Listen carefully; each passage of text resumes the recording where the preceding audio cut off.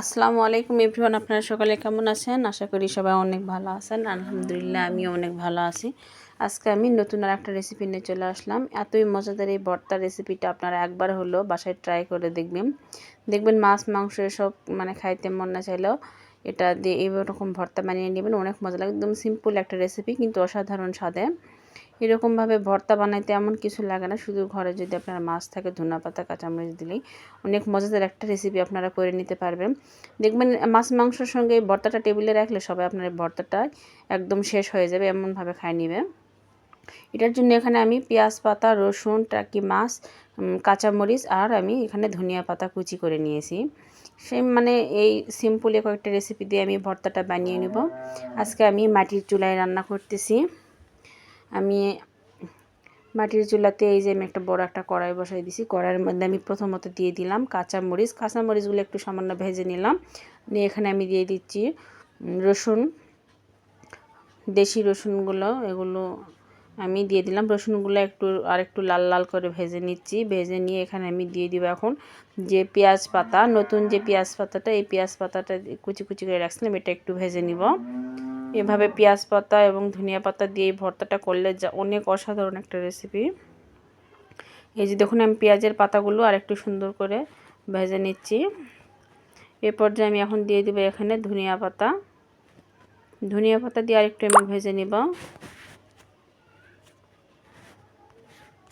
ধনিয়া পাতা দিয়ে ভাজা হয়ে গেছে। এ পর্যায়ে আমি দিয়ে দিলাম এখন টাকি মাছগুলো। মাছ দিয়ে এখানে আমি সব একটু পানি দিয়ে দিলাম ভর্তাটা সেদ্ধ হওয়ার জন্য।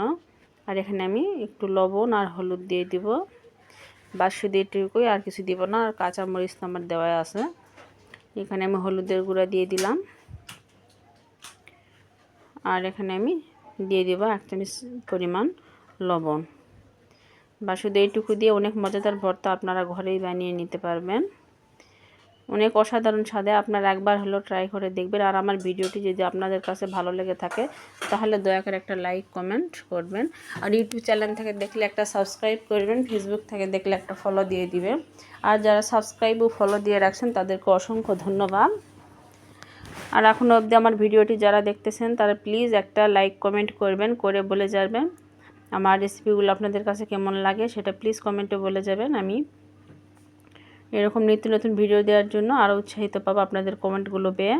এই যে দেখুন পানিটা প্রায় শুকিয়ে আসছে। এ পর্যায়ে আমি এখানে মাছ, রসুন এবং সবগুলো পাতা, ধনিয়া পাতা, পেঁয়াজ পাতা সবটি সেদ্ধ হয়ে গেছে। এখানে আমি সামান্য একটু তেল দিয়ে এই তেলের মধ্যে শুধু ভেজে নিব। ভেজে নিয়ে ভর্তাটা আমি কাটা বেছে হাতে করে নিব। এখানে আমার কাছে মরিচটা কম মনে হচ্ছে দেখে পরে আমি 2টা শুকনো মরিচ এখানে দিয়ে দিয়েছিলাম। এটা ভিডিওতে স্কিপ করা হয়েছে। এই যে দেখুন ভাজতে ভাজতে একদম আমার ভর্তাটা ভাজা ভাজা হয়ে চলে আসছে।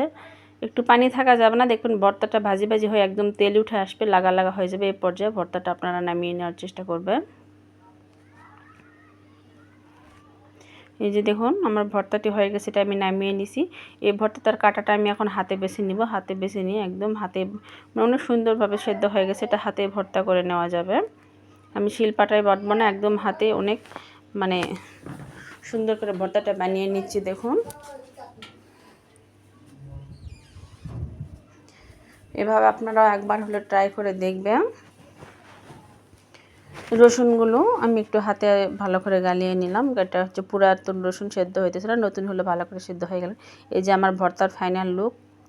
দেখুন এটা দেখতেও যতটা লোভনীয় লাগতেছে, মাশাআল্লাহ দিলে এটা খেতেও অনেক টেস্টি। আমার ভিডিওটি ভালো লাগে থাকলে একটা কমেন্ট করবেন। আল্লাহ হাফেজ।